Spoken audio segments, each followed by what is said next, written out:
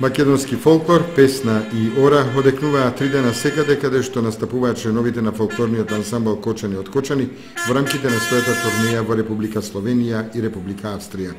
Во Република Словенија тие настапија со целовечерен концерт во градчето Бохин, каде што во преполнетата сала на Домот на културата, во присуство на бројни гости од Словенија, меѓу кои и од македонската амбасада, ги изведува ората по Вардарје, Источни Водарки.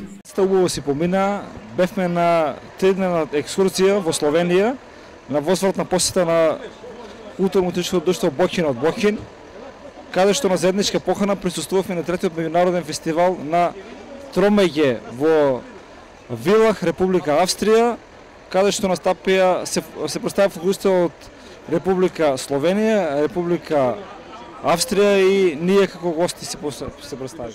Публиката не прифати со полно срце. Мислам дека ќе претерам ако кажеме дека имавме највеќе овации, аплаузи. Ние се представивме со ората Источна, со ората Водарки и со Повардарје. Мислам дека тие се традиционални ора во македонскиот фолклор, така да достојно го представивме македонскиот фолклор и традиции и обичаи.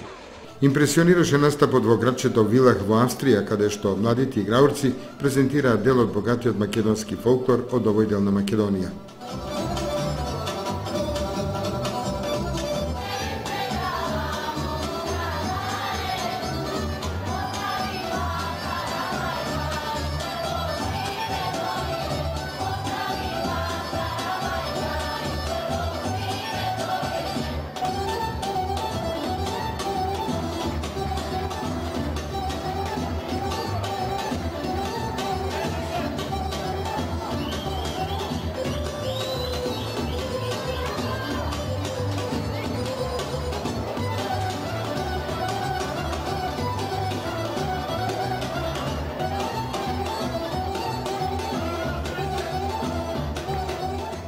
Младите кочански играурци посетија и повеќе знаменитости во Бохин, како што се Бохинското езеро, кое го прошетаа со брод, се искачија на изворите на реката Бистрица, а ја посетија и Крајинска гора и познатата скокалница на Планица.